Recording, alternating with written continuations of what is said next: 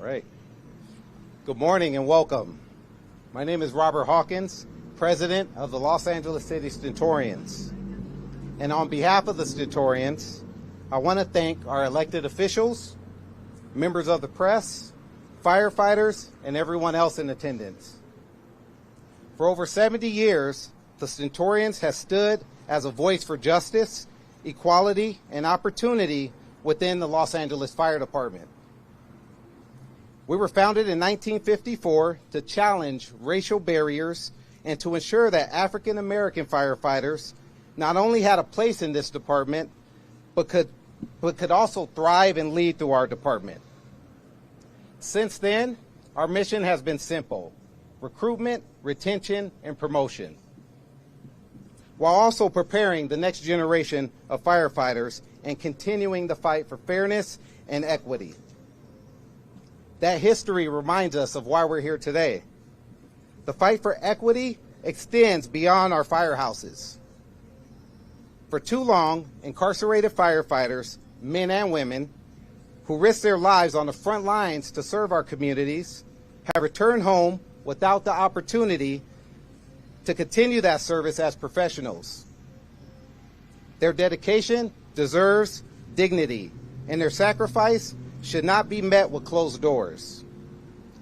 AB 1380 takes that important step forward, correcting the injustice and creating pathways for these individuals to rebuild their lives while strengthening our fire service. It is now my honor to introduce AB 1380 supporter, Council President Marquise Harris Dawson. Thank you. Thank you so much, and welcome to the 8th District and the home of the mighty Stentorians of the city of Los Angeles. We're so excited to be here. Look, as president of the city council, I just wanted to come by today to say two things. One is thank you to all of our firefighters and first responders. Everyone knows the state of California has fire as one of its most deadliest risks and routine occurrences, unfortunately, and we count on all of our firefighters. And I want to make sure we thank the men and women who were out there, who were incarcerated, who came to the Palisades to help us knock out the fire once and for all. So let's give them a big round of applause. This is important work. This is the people's work. There aren't any of us who are immune to fire. All of us can lose our belongings. All of us can lose our lives. And so there is no more important work than this. Secondly, I want to make sure we say that to all of our people, even if you make a mistake and we have to come after you and we have to take you away for a little while, it does not mean that mistake is so bad that you ought to be judged for the rest of your life for it. You ought to have a second chance. All of us here, none of us can stand up and say we've never made a mistake. And so all of us deserve a second chance. All of us deserve an opportunity to make our way back. And this program provides that in a way that works for the individuals who are incarcerated and, most importantly, works for all of the people of the state of California. And so I'm just so proud, and I just wanted to come and say thank you. I got to rush off to council, but parenthetically, not on the program, I also want to thank all of our legislators in the city of Sacramento from the state of California who got together and just brought it for the American people. I never felt more represented as a Californian than I did this week watching those legislators and our governor do their thing. And I want to bring forward at this time our local hero, our local legislator who hasn't even been there a year. It is already bringing forth great things and fighting the right fights for our people, our own Sade El-Hawari. Thank you. Good morning. Good morning. I am so grateful to President Hawkins for this beautiful and historic space that we're able to share in today, and to our president of the city council, the importance of us really being able to invest in restorative justice, knowing that when someone makes a mistake, they have another opportunity, that when they come home, we really invest in them. That's what today is all about. Our Firefighting to Freedom bill package is an opportunity for all of us to come together. We collaborated with folks who are on the ground, who have been formerly incarcerated themselves, who have fought the wildfires themselves, with some of our sponsors, our legislators, elected officials who locally, like our county and our city officials, Supervisor Holly Mitchell, even as someone who did this since back in the day when she was fighting to ensure that folks had opportunities when they came home. That's what this is all about, is how do we make sure that we move forward opportunities? When we saw the wildfires happening in the Palisades, in Malibu, in Altadena, where my family lived, where my sister lost her home, I had the opportunity to meet some of the incarcerated firefighters who were on the ground, who were so proud of the work that they were able to do to really become heroes for our communities. That's what we want to make sure, is that we invest in giving them a real chance, because they're the heroes. All of our firefighters who helped to make sure that our communities were able to continue, are going to be able to rebuild, that's what matters. And so when our folks come home, we want to make sure that we show them that they deserve a real chance, a real opportunity to employment. I have AB 1380, but we have amazing legislators who have other bills related to death benefits, resentencing, related to expungements, employment courses, all of those amazing things. And so we really thank you for being here today so that we can celebrate and really uplift our folks who are formerly incarcerated, who are really doing the work. And so I am incredibly, incredibly proud. And I have the honor of introducing Mayra Lombera from the Michelson Center for Public Policy, who's been deeply involved in advancing this important issue. Thank you. Oh, and I think I forgot to introduce myself. I'm Sade El-Hawari. I'm an assembly member representing South Central LA. Thank you all so much. Thank you so much, Sade. Good morning. I'm Mayra Lombera, Chief Public Policy Officer at the Michelson Center for Public Policy. At the core of our work is a conviction that opportunity should not be reserved for a few, but really extended to all who are ready to step into it. And behind me is the prime example of that. All of the individuals who have demonstrated that they're ready to step into this work and really achieve great success is what we hope for all of them. What you see reflected here today is the strength of partnership. Lasting change, as we all know, does not happen in isolation. It happens when legislators, advocates, and directly impacted individuals come together around a shared vision for justice and possibility. For many incarcerated individuals, the chance to serve in California's fire camps is not a second chance, but their first. The first time that they are given skills, discipline, and purpose to imagine a different future. Their service deserves acknowledgement, not as temporary labor, but as a foundation for meaningful careers and successful reentry. That vision is at the heart of the Firefighting to Freedom package, which ensures that sacrifice is respected, experience is valued, and rehabilitation is met with opportunity rather than stigma. Co-sponsorship is more than placing a name on a bill, as we all know. Thank you to all of our co-sponsors that are here today.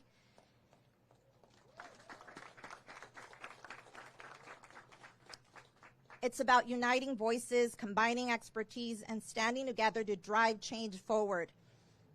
And at the core of that is someone who is my honor to introduce today. He's a powerful change agent, someone who embodies that vision. Royal Ramey is the co-founder and CEO of the Forestry and Fire Recruitment Program. His journey began in fire camps, and today he leads an organization, an incredible organization, that provides training, mentorship, and support so that incarcerated and formerly incarcerated firefighters can turn their service into lasting opportunity. Royal is not only a leader, he's a partner, a friend, and a community hero. He reminds us that when we honor service, we unlock possibility. So please join me in welcoming Chief Royal Ramey.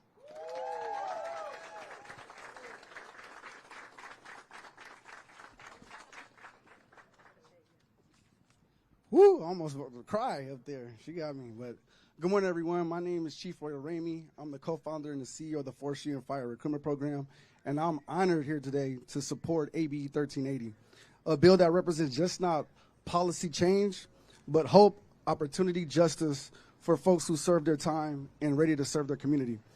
AB 1380 is a game changer for incarcerated firefighters. It helps them gain certifications while they're incarcerated and provide employment opportunities once they come home. What does this mean on the ground? It means that someone who spent time developing real-life, frontline firefighting skills, often under the most extreme conditions, can finally be recognized by their service while they're being incarcerated. And today I want to acknowledge my FFRP trainees and some alumni here. You're living proof, right, that whatever's possible is when people give second chances. And you didn't just survive incarceration. You came out with purpose.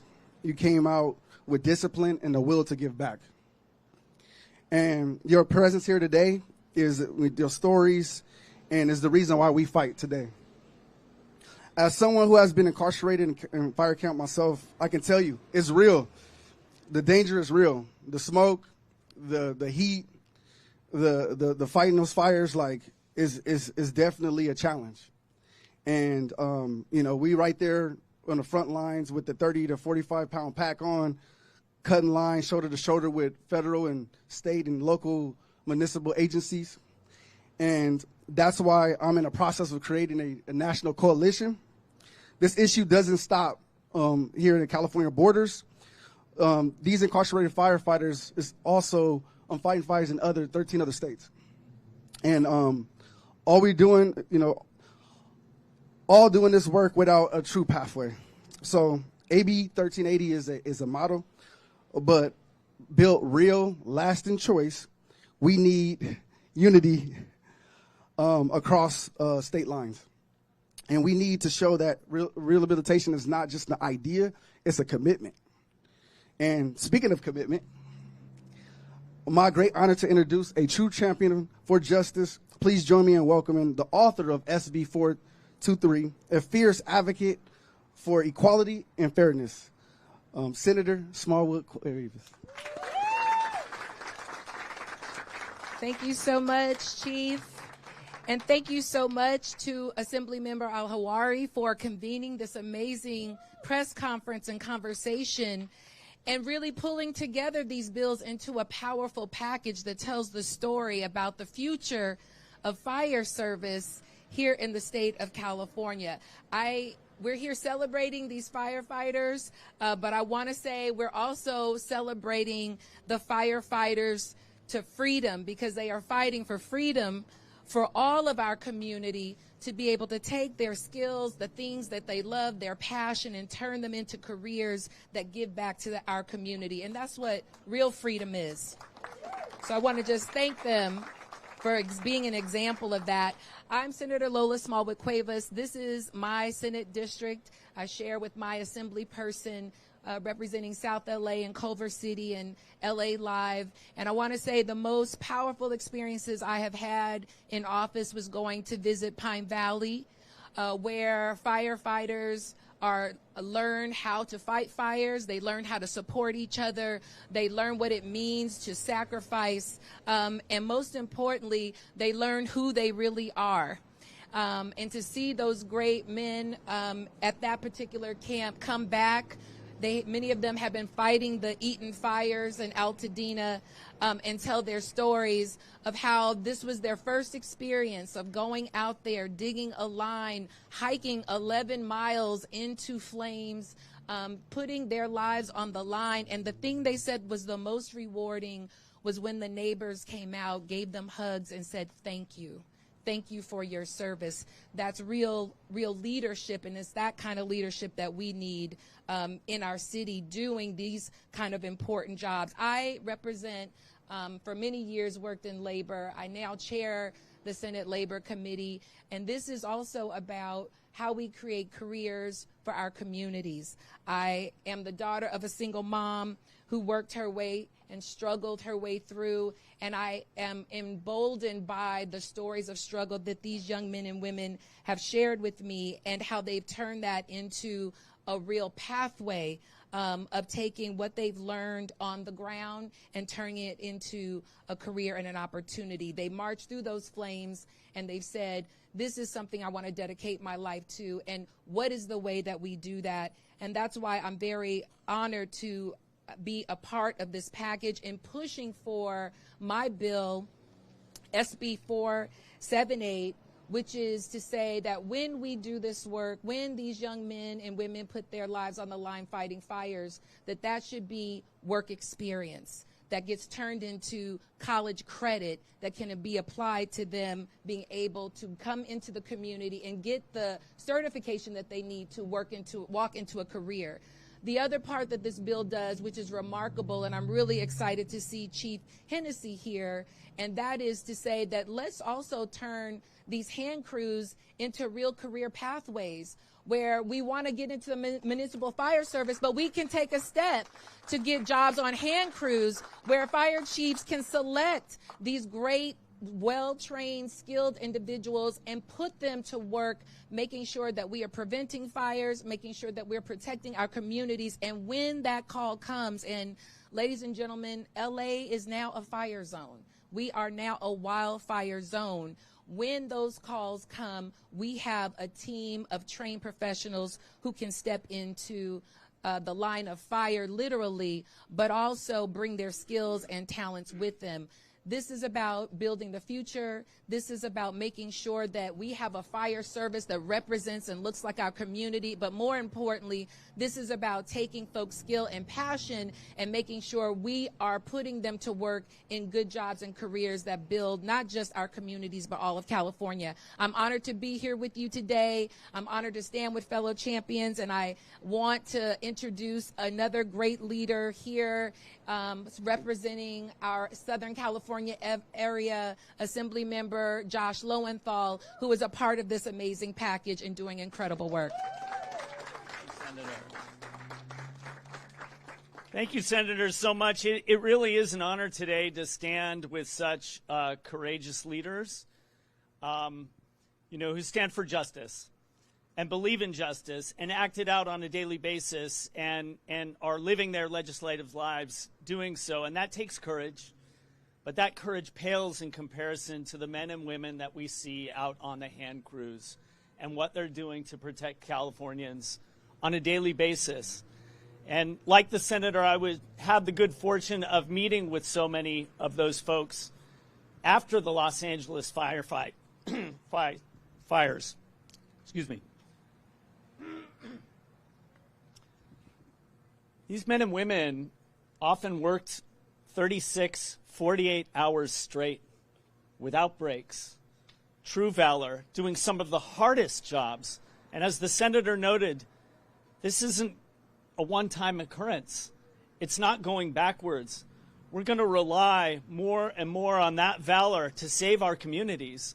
And so it's time for us to step up and support those who are supporting us, who are the ones that have the best chance at true contribution into our society. So it's a tremendous honor that I'm able to stand here and work with you all on these collective efforts to provide long overdue relief to the individuals who are quite literally saving our communities and, dare I say, saving our lives. I'm incredibly proud to be the author of AB 812. This is a critical piece of the Firefighting to Freedom bill package. This bill, it instructs CDCR to establish regulations and create and utilize a pathway for recommending incarcerated fire crew members for resentencing. I don't need to convince you all of the importance of second chances, and I know that I don't need to illustrate to you how remarkable these crew members are. This year, while the LA fires raged on with winds reaching over 100 miles per hour and no air support available, these incarcerated volunteers, they were on the front lines, showing profound bravery as they relentlessly fought to protect the people and the property of California. And while their efforts on the ground is exemplary on their own, their work and their focus on rehabilitation is seen long before they're sent out on the battle lines. In order to be considered for these programs, individuals must have a minimum custody status or the lowest security classification based on their sustained good behavior in prison, a ability to follow rules, and participation in rehabilitative programming. If there's any group of people who should be eligible for resentencing, this is it.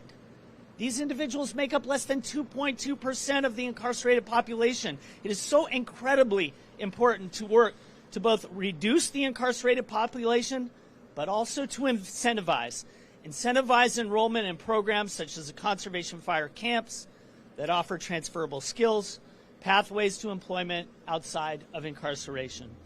So again, I could not be any more proud to join my colleagues and champions of change in taking a collective and holistic approach in ensuring that justice is given not only to those who have deserved it, but to those who have earned it. Thank you all so much. Very pleased to introduce our next speaker, the Assemblywoman from San Fernando, Celeste Rodriguez.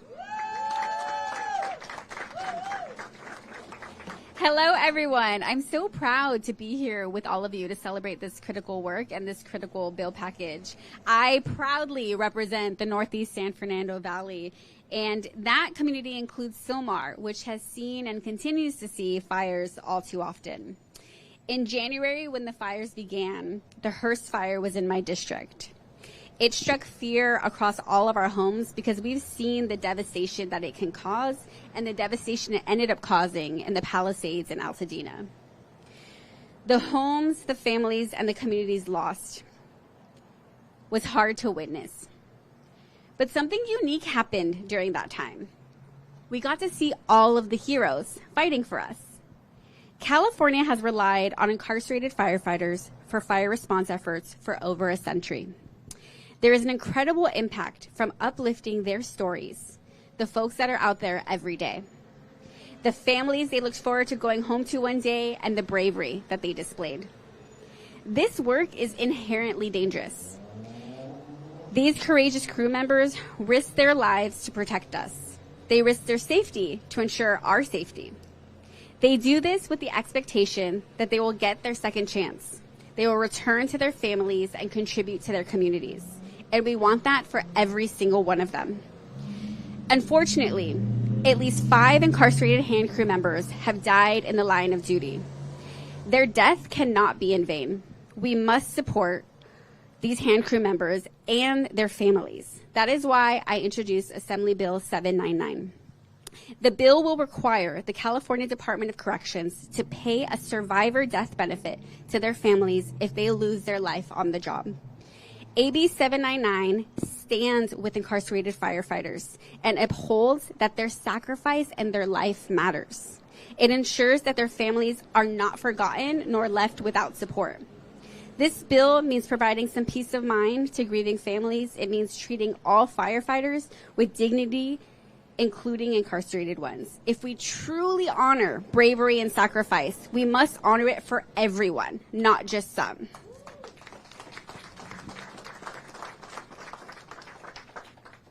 AB 799 is about equality, and it's about compassion, and it's about doing what's right. Thank you for having me. I look forward to making sure each of these bills pass along with my colleagues up in Sacramento. And we need your help. We need support from every single person to ensure that we get it across each floor and across the governor's desk. Thank you for having me. I look forward to fighting for these bills with you. And now it is my privilege to introduce the co-founder of Initiate Justice, an incredible organizer and advocate, Taina Vargas.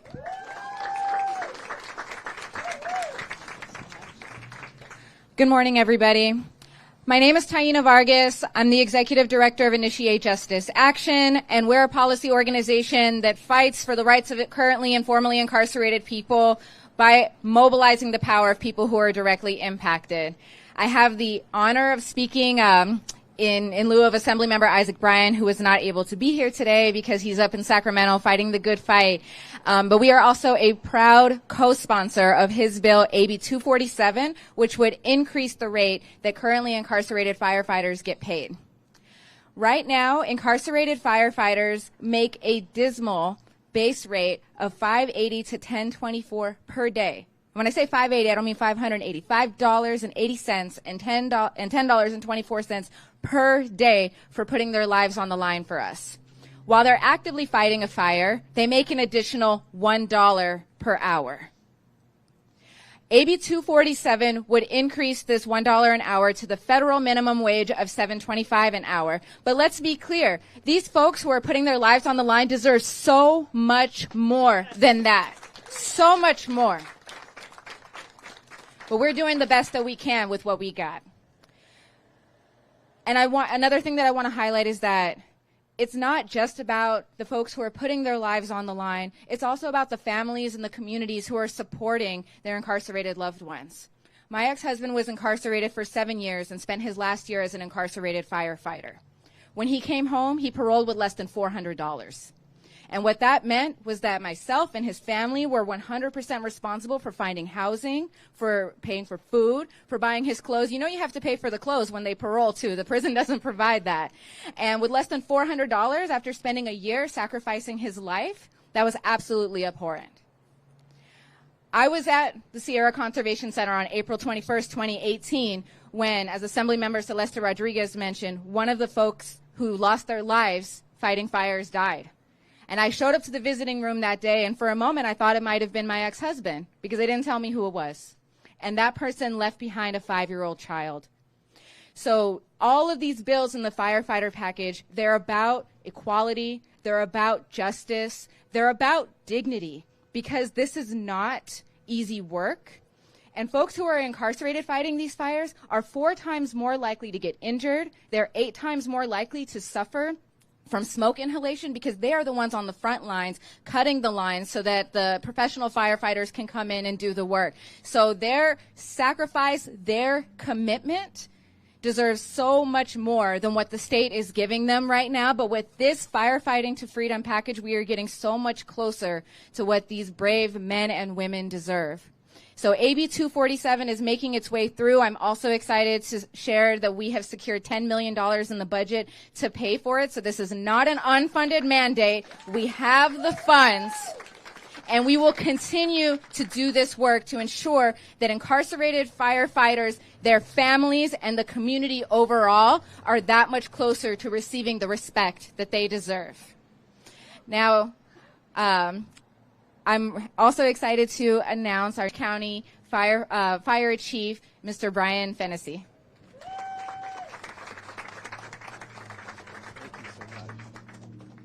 Good morning, everybody. My name is Brian Fennessy, and I'm the fire chief for the Orange County Fire Authority. We serve 2 million residents, 23 cities in the county of Orange, and out of 80 fire stations. And before I get to my prepared comments, I want to thank you all for your leadership. Just amazing. We in Orange County have hired, formerly incarcerated firefighters. And in fact, I was sharing with the council president that in our last academy graduation class, one of those individuals was the top graduate. So we believe in the second chances and bringing these. Some of you guys are going to come to work for me here soon. So, all right. So in 2020, researchers at UCI issued a report based on data from thousands of wildfires over 100 years. And the report's co-authors summarized the bottom line. Each year of the 21st century has been a record-breaking wildfire damage in California. That was 5 years ago. And as we all witnessed this past January in Los Angeles, that trend has not only continued, but grown exponentially. I'm not a scientist, but I've been in wildland firefighting for nearly half a century, and I can tell you that today's fires are bigger, they're hotter, they're faster, and they're more devastating than they were 30, 20, and even 10 years ago. We in the fire service continue to adapt this new reality with technology and innovation, but let me make it clear. The devastation we aim to mitigate is no longer just a fire service problem. It's a societal problem, one that requires all of us, from local government to the state legislature, to not only expand and enhance the pool of qualified forestry and fire professionals, but also do right by them as they lay down their lives to protect our communities and loved ones. As the fire chief of the 3rd largest fire department in the state, the president of the California Fire Chiefs Association, and chair of the FireScope Board of Directors, I am pleased to share the collective enthusiasm to work with a forestry and fire recruitment program, Chief Ramey, and other organizations that are committed to creating equitable pathways to the fire service and preparing the next generation of wildland firefighters. The Firefighting to Freedom legislative package is integral to this work, and we strongly support all 7 bills, recognizing that it's not only the right thing to do for our incarcerated and formerly incarcerated firefighters, but also a positive step toward our goal to ensure year-round capacity for fire suppression, vegetation management, and robust emergency response capabilities, particularly in remote and inaccessible terrain. The resulting fire crews will be the most effective and versatile tools that we have for wildfire control. And without them, wildfires will continue to grow larger, inflicting death and damage in our communities, wildlife, and the economy at large. Again, thank you for this opportunity. We applaud the leadership of the elected officials leading and supporting the Firefighting to Freedom legislative package, and I'm honored to introduce or reintroduce one of them, Assemblymember El Hawari. Thank you very much. You did that really well. I practiced.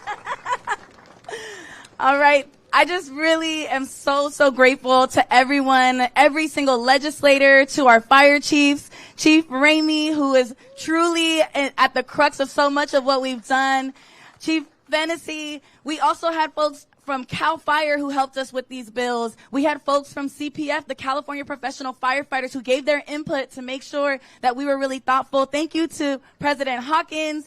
And especially, we have to thank the folks who we are so honored to be here joined by. The folks who have actively fought wildfires. The folks who have been formerly incarcerated who come back to support those folks. And each one of you who are training to become firefighters yourselves, we thank you, we recognize you, we honor you, we are so proud of you, and we invite every single one of you to join us for food and drinks. We'll have a small reception. We're also going to honor you all with amazing certificates at the reception, so we just want to thank you all so much for everything you've done. Your courage, your dedication, your resilience inspires all of us, and we thank you all for being here with us today. Oh, and it's picture time, so if everyone can get together for a picture, I think we're going to do it by the fire truck, if that's okay.